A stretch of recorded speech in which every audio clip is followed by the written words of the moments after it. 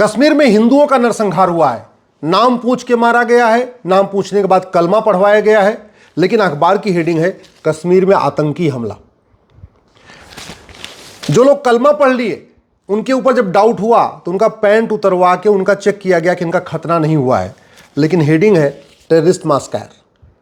किस तरीके से भारत की मीडिया जिहाद को, हिंदुओं के हमले को आतंकवादी हमला कह के किस तरीके से डिफेंड करती है, आप इसको देख लीजिए। और ये कोई पहली बार नहीं हुआ है, लगातार हुआ है। अनंतनाग में 36 हिंदुओं की हत्या हुई थी, नुनवाल में 32 हिंदुओं की हत्या हुई थी, शेषनाग में 13 हिंदुओं की हत्या हुई थी, विधानमंडल के एरिया में 36 हिंदुओं की हत्या हुई, चंदनवारी में 11 हिंदुओं की हत्या हुई, हाईवे के किनारे 19 हिंदुओं को मारा, पुलवामा में 24 की हत्या हुई, फिर पुलवामा में 13 की हत्या हुई, फिर पुलवामा में 40 हमारे सैनिकों का बलिदान हुआ। असंख्य हत्याएं हो चुकी है, लेकिन जब जब हत्या होती है तो मीडिया उसको आतंकवादी हमला कह के उसको डिफेंड कर देती है। और जब मीडिया आतंकवादी कहती है तो बाद के लेखक, बुद्धिजीवी, पत्रकार, कलमकार फिर ये कहना शुरू कर देते हैं आतंक का कोई धर्म ही नहीं होता, आतंकवादी का कोई मजहब नहीं होता। जबकि सच्चाई है कि पूरी दुनिया में जितने आतंकवादी संगठन है, अगर हम उनको नाम देख लीजिए तो नाम से पता चल जाएगा कि आतंकवाद का मजहब होता है कि नहीं, आतंकवादी संगठनों का मजहब होता है कि नहीं। और अगर आतंकवादी का मजहब नहीं होता है तो कहीं आके भीड़ में गोली चलाते, नाम पूछ के क्यों गोली मार रहे थे, जो कलमा नहीं पढ़ पाया उसको क्यों गोली मारे, जिसका खतना नहीं हुआ था उसको क्यों गोली मारे। दूसरी बात, ये सब कुछ हो गया है, इसके लिए कुछ लोग कह रहे हैं सुप्रीम कोर्ट जिम्मेदार है। मतलब पूरी दुनिया में आतंकवादी घटनाएं हो रही हैं और हमारे कुछ बुद्धिजीवी कह रहे हैं सुप्रीम कोर्ट जिम्मेदार है, सुप्रीम कोर्ट ने अगर इलेक्शन नहीं कराया होता तो ये हत्या नहीं होती है। अरे 1990 में जो नरसंहार हुआ था कश्मीर में हिंदुओं का, उसके लिए सुप्रीम कोर्ट जिम्मेदार है क्या? जो मुर्शिदाबाद में हो रहा है, या जब बांग्लादेश में हो रहा है, जो सीरिया में हो रहा है, जो ईरान में हो रहा है, जो इराक में हो रहा है, जो हर जगह काफिरों को मारा जा रहा है, उसके लिए सुप्रीम कोर्ट जिम्मेदार है। सही बात कहने से डरते हैं, आतंकवाद इस जिहादी सोच के मूल कारण की बात करने से डरते हैं। जिहादी जो सोच है ये कहाँ से निकल रही है वो नहीं बात करेंगे। कभी ये जिम्मेदार, कभी वो जिम्मेदार, कभी सिक्योरिटी जिम्मेदार, कभी हमारे सेना के जवान जिम्मेदार, कभी पुलिस वाले जिम्मेदार, कभी कोई, मतलब इस तरीके की करके इसको पूरा डाइवर्ट कर देते हैं। दुर्भाग्य ये भी है कि इतने एक के बाद एक आतंकवादी हमले होते रहते हैं, आतंकवादी नहीं जिहादी हमले होते रहते हैं। इसके बावजूद हमारे नेता, अभिनेता, लेखक, बुद्धिजीवी, पत्रकार, कलमकार क्या कहते हैं कि सभी मजहब एक समान होते हैं। हमारे इवन जज भी कहते हैं कि सारी मजहबी किताबों में एक ही बात लिखी हुई है। हमारे सांसद, विधायक, मंत्री, जज जो संविधान की शपथ लेते हैं वो क्या कहते हैं कि गुरुकुल और मदरसा एक समान होता है। संविधान की शपथ लेने वाले कहते हैं वेद, पुराण, बाइबल, कुरान एक समान होता है। संविधान की शपथ लेने वाले सांसद, विधायक, मंत्री, जज क्या कहते हैं कि आतंकवादी का कोई मजहब नहीं होता। और कवि क्या बोलते हैं, लेखक क्या बोलते हैं, मजहब नहीं सिखाता आपस में बैर रखना।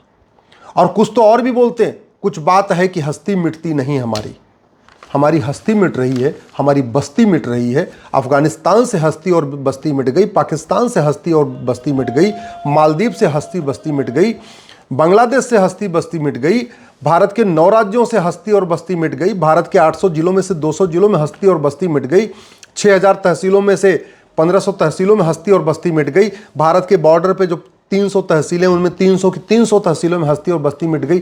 फिर भी हमारे कवि, हमारे कहानी करने वाले, हमारे यूट्यूबर, हमारे लेखक, बुद्धिजीवी कहते हैं कुछ बात है कि हस्ती मिटती नहीं हमारी। कुछ तो ऐसे भी कहते हैं कि सभी मजहब शांति सिखाते हैं, सभी मजहब आपसी भाईचारा सिखाते हैं, सभी मजहब जो है आपस में प्रेम सिखाते हैं। अगर प्रेम सिखा रहे होते तो हिंदू ही क्यों मारे जाते? ये इस पे कभी चर्चा नहीं हो रही। एक बात और ये भी है, हमारे वेद, हमारे पुराण, हमारे उपनिषद, हमारे गीता, हमारे रामायण में लिखा हुआ है व्यक्ति का स्वभाव, व्यक्ति का व्यवहार इस बात पे निर्भर करता है कि बचपन में वो बच्चा आंखों से क्या देखता है, नाक से क्या सूंघता है, मुंह से क्या खाता है और कान से क्या सुनता है।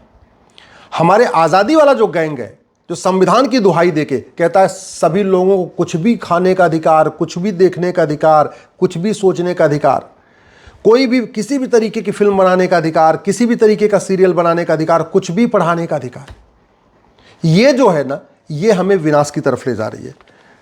इंद्रिय नियंत्रण की बात नहीं हमारे स्कूलों में, अष्टांग योग हमारा सिखाया नहीं जाता, कुटुंब प्रबोधन है नहीं, वसुधैव कुटुंबकम है नहीं, सिखिज्म, जैनिज्म, बुद्धिज्म और हमारे वेद पुराण गीता उपनिषद में क्या लिखा है वो पढ़ाया नहीं जा रहा है। और हो क्या रहा है, मजहब के आधार पर विभाजन हुआ था, फिर भी मजहब के आधार पर नियम कानून चल रहा है। मजहब के आधार पर विभाजन हुआ 1947 में, फिर भी मजहब के आधार पर वक्फ बोर्ड, वक्फ ट्रिब्यूनल चल रहा है। मजहब के आधार पर विभाजन हुआ था, इसके बावजूद मजहब के आधार पर minority commission, minority film ministry चल रही है।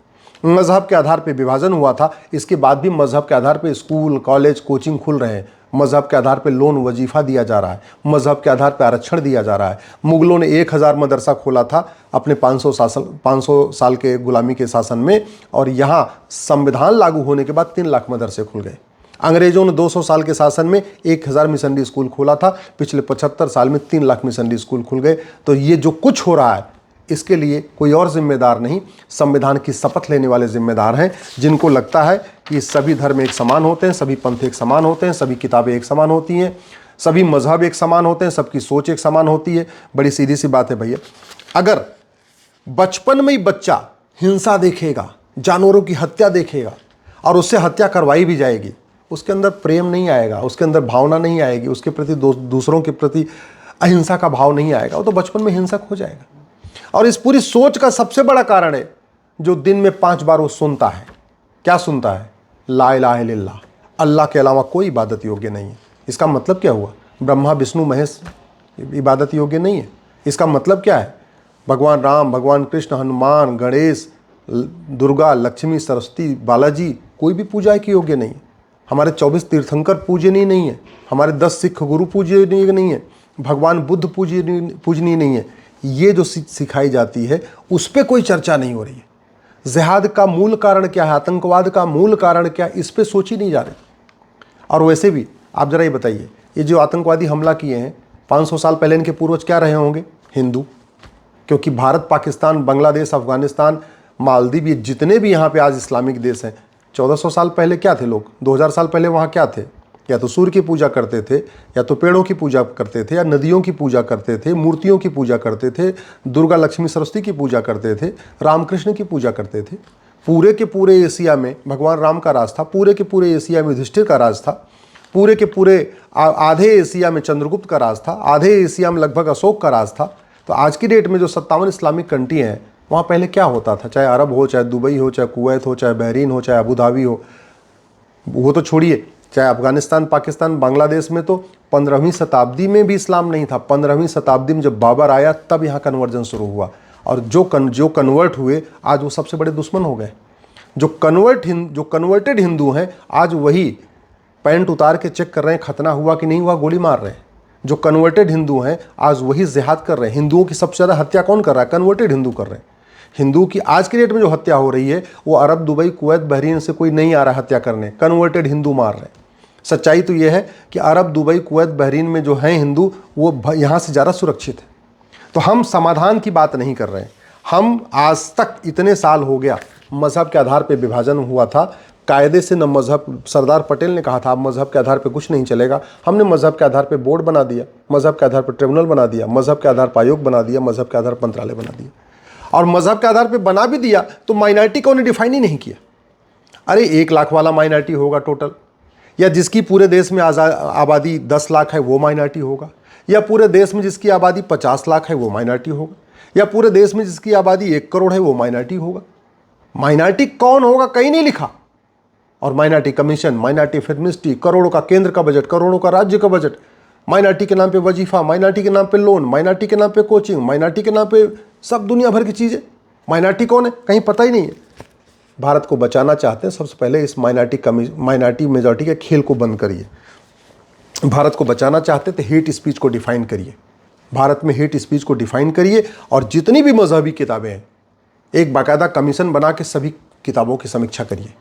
जिन जिन मजहबी किताबों में नफ़रत सिखाई जा रही है उन किताबों के कम से कम उतने पार्ट को बैन करिए। चीन ने किया है, चीन ने हेट स्पीच को डिफाइन किया और जितनी मजहबी किताबें थी सबकी समीक्षा करवाया, और जहाँ जहाँ गड़बड़ी थी, जिन जिन पन्नों पे गड़बड़ी थी वो पन्ने निकलवा दिए। भारत में क्यों नहीं हो सकता? किसने रोका हुआ है? अगर आपको लगता है लोकतंत्र दिक्कत कर रहा है तो फिर 1 साल 2 साल के लिए आपातकाल लगा दीजिए। 75 में आपातकाल लगा था ना, लगाइए आपातकाल, 1 साल के लिए लगाइए, 2 साल के लिए लगाइए, एक बार जुताई गुड़ाई निराई खरपतवार की सफाई करिए। अगर आपको लगता है लोकतंत्र के रहते हुए जुताई गुड़ाई निराई खरपतवार की सफाई नहीं हो सकती, लगाइए इमरजेंसी लगा के सफाई करिए। लेकिन भारत को बचाना तो पड़ेगा ना। तिल तिल के खत्म होने से, थोड़ा थोड़ा रोज खत्म हो, घुट घुट के खत्म हो, लब जिहाद के जरिए खत्म हो, लैंड जिहाद के जरिए खत्म हो, घुसपैठियों के कारण हमारी डेमोग्राफी बदले, धर्मांतरण के कारण हिंदू खत्म हो, जनसंख्या विस्फोट के कारण डेमोग्राफी बदले, इससे अच्छा एक बार आपातकाल लगा के साल 2 साल के अंदर सबकी सफाई करके और सारे नियम कानून ठीक कर दीजिए, वो ज़्यादा अच्छा है। ये राइट टू, अगर भारत को बचाना है तो राइट टू एजुकेशन को बदल के राइट टू इक्वल एजुकेशन करिए, समान शिक्षा लागू करिए। भारत को बचाना है, गुलामी के जितने हमारे मठ मंदिर तोड़े गए थे, सीधे एक कानून बनाइए, प्लेस ऑफ वर्शिप एक्ट की जगह सीधे एक कानून बनाइए, सबको वापस ले लीजिए। अगर भारत को बचाना चाहते हैं तो एंशिएंट मोनूमेंट एक्ट जो बना है इसको बदलिए, सारे गुलामी के नाम एक साथ मिटा दीजिए। अगर भारत को बचाना चाहते हैं तो हिंदुओं को कम से कम त्रिशूल, तलवार, भाला, गड़ासा, जो हमारे देवी देवताओं के शस्त्र हैं, उनको रखने की इजाज़त दीजिए। यह आर्म्स एक्ट ने हिंदुओं को निहत्था बना रखा है। भारत को बचाना चाहते हैं तो जो भारत में जिहाद की फंडिंग आ रही है हवाला के ज़रिए, इस फंडिंग को बंद करने के लिए ये मनी लॉन्ड्रिंग एक्ट को बदलिए। भारत को बचाना चाहते हैं तो लब जिहाद, लैंड जिहाद, धर्मांतरण, घुसपैठ, इसको जो है राष्ट्र की सुरक्षा के लिए खतरा घोषित करिए और सारे डीजीपी से कहिए एनएसए लगाना शुरू करें। भारत को बचाना चाहते हैं तो लब जिहाद, लैंड जिहाद, धर्मांतरण, घुसपैठ और को अनलॉफुल एक्टिविटी डिक्लेयर करिए और सबके खिलाफ यूएपीए लगाने के लिए आदेश करिए। भारत को बचाना चाहते हैं तो जो विदेशी फंडिंग के लिए कांग्रेस ने 2010 में एफसीआरए कानून बनाया था, इस कानून को ख़त्म करिए। विदेशी फंडिंग जब तक आती रहेगी तब तक ये समस्या बनी रहेगी। भारत को बचाना चाहते हैं तो जो अंग्रेज़ों ने 1894 में लैंड एक्विजिशन एक्ट बनाया था, उसके कारण जो 99 साल की लीज़ पे ज़मीनें बांटी गई थी, वो सबकी लीज़ पूरी हो गई है। जो इस कानून के अंतर्गत लीज़ पे ज़मीनें दी गई थी और जिनकी लीज़ पूरी हो गई, सबको वापस लीजिए। जो ज़मीनें पड़ी हुई ना, उसके दम पे वो कमा रहे हैं, लूट रहे हैं और जो पैसा आ रहा है उससे वो आतंकवाद को, जिहाद को फैला रहे हैं। भारत को बचाना चाहते हैं तो ये जो रिप्रेजेंटेशन ऑफ पीपल एक्ट 1950-51, इसको बदलिए, एक नई भारतीय चुनाव संहिता लागू करिए और जो भारत की संस्कृति और भारत गद्दारों की, जासूसों की मदद करे, उसके चुनाव लड़ने, पार्टी बनाने, पार्टी पदाधिकारी बनने पर आजीवन प्रतिबंध लगाइए। भारत को बचाना चाहते हैं, ये भारतीय साक्ष्य संहिता में संशोधन करिए, नार्को पॉलीग्राफ ब्रेन मैपिंग कानून बनाइए। भारत को बचाना चाहते हैं तो भारतीय न्याय संहिता में एक नया कानून, एक नया चैप्टर जोड़िए, ऑफेंस रिलेटेड टू टेररिज्म, और ये सुनिश्चित करिए कि चाहे वो डिस्ट्रिक्ट कोर्ट हो, चाहे हाई कोर्ट हो, चाहे सुप्रीम कोर्ट हो, आतंकवादियों का मुकदमा 1 साल के अंदर खत्म होगा।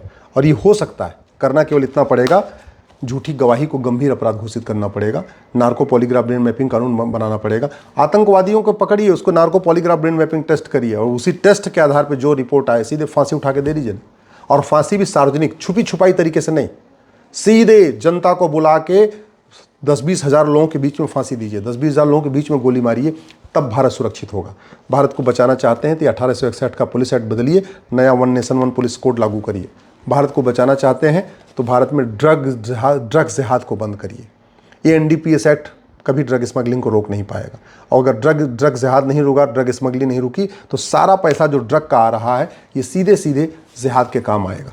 ये सिटीजनशिप एक्ट सड़ गया है, आज तक किसी भी जिहादी की नागरिकता खत्म नहीं हुई, इस कानून को बदलना पड़ेगा। ये जो जिहादियों की फंडिंग होती है काले धन से होती है। काला धन क्यों जनरेट हो रहा है? क्योंकि हमारा ब्लैक मनी वाला कानून महा घटिया है। ये जो पूरा इनका बेनामी लेन देन चल रहा है वो क्यों चल रहा है? क्योंकि हमारा कानून घटिया है। तो अगर भारत को बचाना है, भारत की संस्कृति को बचाना है, घुसपैठ क्यों हो रही है? क्योंकि फॉरेन एक्ट हमारा सड़ा हुआ है, माँ घटिया है। घुसपैठियों, उनके मददगारों के खिलाफ घुसपैठियों और उनके मददगारों की 100% संपत्ति जब्त करने, नागरिकता खत्म करने और आजीवन कारावास, फांसी देने के लिए कानून बनाइए। भारत की कुरीतियों और कुप्रथाओं को खत्म करने के लिए जितने भी मजहब के आधार पर कानून बने हैं सबको बदलिए, एक नया यूनिफॉर्म सिविल कोड लागू करिए। जब तक गुलामी के नाम नहीं हटेगा, गुलामी का निशान नहीं हटेगा, गुलामी की कुरीतियाँ खत्म नहीं होंगी, गुलामी की कुप्रथाएं खत्म नहीं होंगी, गुलामी की पुलिस व्यवस्था नहीं बदलेगी, गुलामी की न्यायिक व्यवस्था नहीं बदलेगी, गुलामी की प्रशासनिक व्यवस्था नहीं बदलेगी, तब तक देश सुरक्षित नहीं होगा। मात्र 5 साल के अंदर भारत को सुरक्षित बनाया जा सकता है, लेकिन उसके लिए केवल और केवल नियम कानूनों को बदलना होगा। जब तक पुलिस व्यवस्था, प्रशासनिक व्यवस्था, शिक्षा व्यवस्था, चुनाव व्यवस्था, न्यायिक व्यवस्था नहीं बदलेगी, जब तक election reform, police reform, judicial reform, tax reform, administrative reform नहीं होगा, तब तक भारत सुरक्षित नहीं होगा। ऐसे ही धांत चलता रहेगा, जिहाद चलता रहेगा, मजहबी उन्माद चलता रहेगा, घुसपैठ चलती रहेगी, धर्मांतरण चलता रहेगा, हम लगातार घटते रहेंगे, हम लगातार कटते रहेंगे। समाधान कठोर कानून, शिक्षा में संस्कार होगा, कानून का खौफ होगा, तब भारत बचेगा। नहीं तो देखते देखते जैसे अफगानिस्तान से हिंदू खत्म हो गए, पाकिस्तान से हिंदू खत्म हो गए, मालदीव से हिंदू खत्म हो गए, बांग्लादेश से हिंदू खत्म हो गए, भारत के 9 राज्यों से हिंदू खत्म हो गए, 200 जिलों से हिंदू खत्म हो गए, 1500 तहसीलों से हिंदू खत्म हो गए, बाकी जगह से भी हिंदू खत्म हो जाएंगे।